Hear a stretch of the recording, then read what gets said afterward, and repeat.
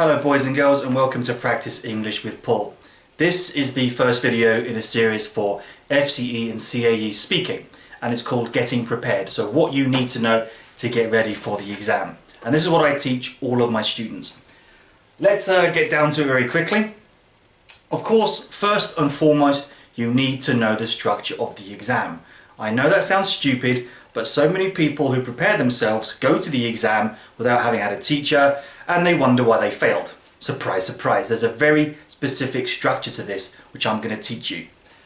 Know the structure. For example, part one, you go into the exam with your partner, and part one is called Getting to Know You. So the examiners ask you questions like, what's your name, where are you from, how long have you been learning English, tell me about a memorable phone call that you had. Some kind of very short, simple and sometimes strange questions. And it lasts about sort of 3 minutes or so, and the examiner asks both partners. You don't talk together, you just sort of talk to the examiner. And I will explain in a video for part one exactly what you need to do for that specifically. Part two, you'll get something like this. If I sort of bring that to the camera, this is FCE. You get two pictures, like here, and you get a sort of question. And here it says, how do you think the people in each queue are feeling? You're supposed to compare or contrast the both pictures. In CAE, you'll get 3 pictures, 2 questions, but you just choose 2 pictures. It's basically the same as this, but with 2 questions instead of 1. Part 3, and by the way, you speak here just for 1 minute. So if you think you've been learning for 9 months and you speak for a minute, it's not much time to prove how good your English is. Part 3, you work with your partner, not with the examiner, and you get something like this. You have sort of like a sort of statement or a question in the center and some prompts around the edge to explain, to discuss. Okay, very simple. Well, I say it's simple, but many people find it's not simple. Then part 4, you get a series of questions based on the theme of part 3. So if part 3 is about technology, your questions in part 4 will be structured like in part 1, but a lot more topical, so maybe about technology. So if part 3 is about environment, your questions in part 4 will probably be about environment. So you need to know vocabulary for various themes, right? How is the exam marked? Now this is important to know, because if you're practicing yourself, you need to know what the examiners are looking for. It's simple, to be honest. Firstly, your grammar and vocabulary, it has to be good. It is English after all. They're looking for range and accuracy. Range is like how many sort of nice synonyms you give, how much English that you can show that you know. So if you're going to say, I live in London, it is big, there are lots of people, it is big. Well, your range is going to be terrible because you're not showing me how much vocab you know. You're using very simple, repeated bits of lexis. Accuracy is how well you use something. So for example, if you try to use an idiom to make a mountain out of a molehill, meaning to exaggerate. If you said, I like to make a mountain out of a hill, well, it's not correct. So for accuracy, but as a nice idiom, you've tried quite hard, I might ignore the mistake. Discourse management is how well the your spoken English flows. Is it connected? Is it structured? Does it make sense? You're supposed to learn all these discourse markers, and I really push students in my course to learn them.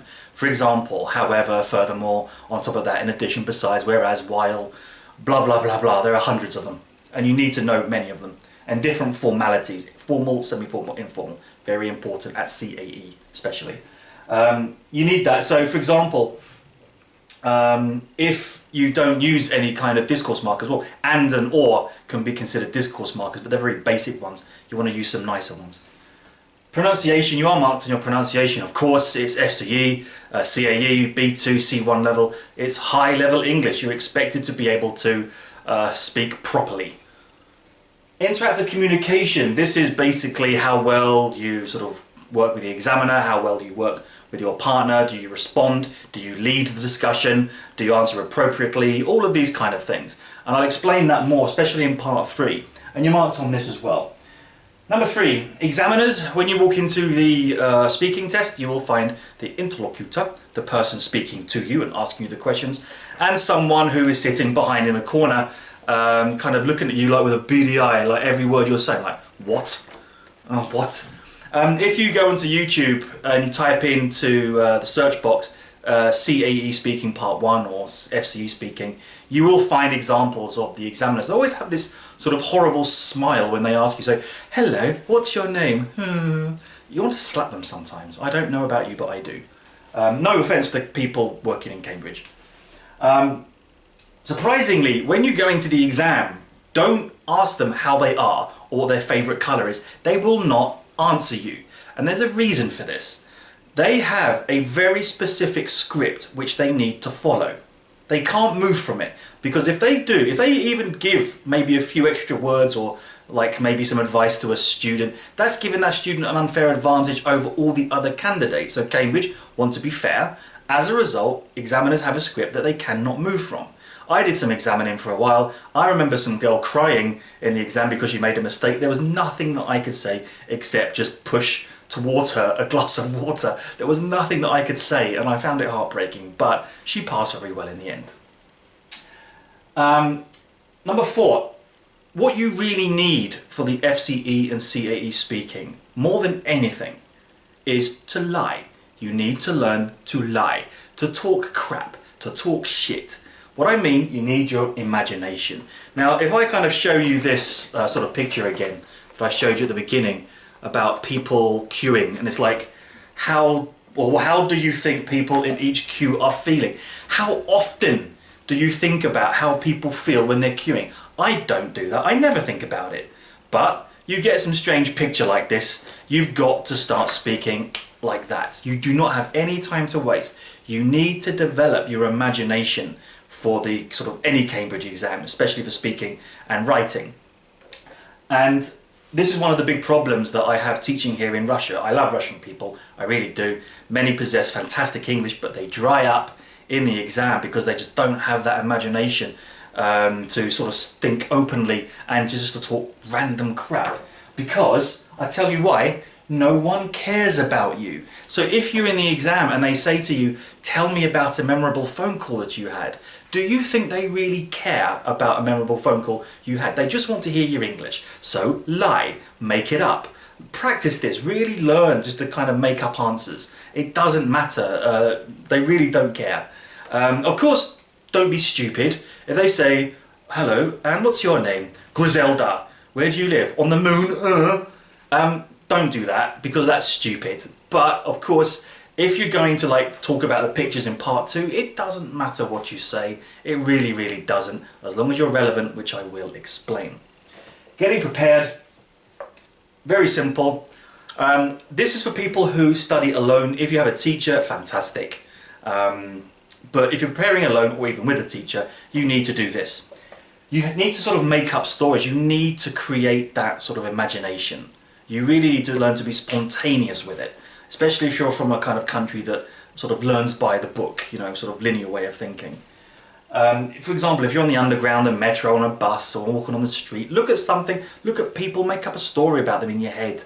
Even write down some stories, it doesn't matter, anything.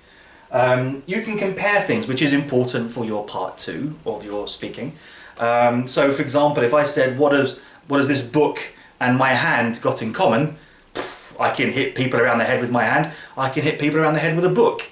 I can put my hand in my mouth. I can also put a book in my mouth. I can pick my nose with my hand, or my finger, but I can't pick my nose with my book. Haha.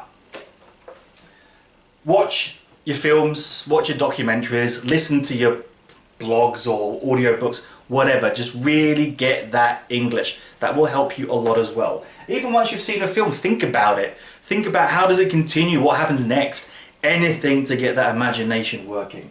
And of course, what I strongly recommend, I'll start again, record yourself. So if you don't have a teacher or you don't have frequent access to a teacher, you can basically get a trainer like this, do the speaking parts at the back of the book, like the pictures, try to do it yourself, and record yourself on your phone or whatever, and get someone to listen to, or listen to yourself. You'll hear your mistakes, you'll hear where you need to improve, and it's quite as simple as that. Speaking to yourself sometimes helps as well, but don't do that in public because you might get arrested. People might think you're mad. Okay, that's basically a very simple system of how to get started for the FCE or CAE speaking exam. What I'm going to do now, I'm going to make videos on each individual part, and I'm going to explain in detail what you need to do and especially what you shouldn't do. Okay? If you thought that was useful, thumbs up, subscribe, share this video with your cats and your dogs. I'm going to get busy now.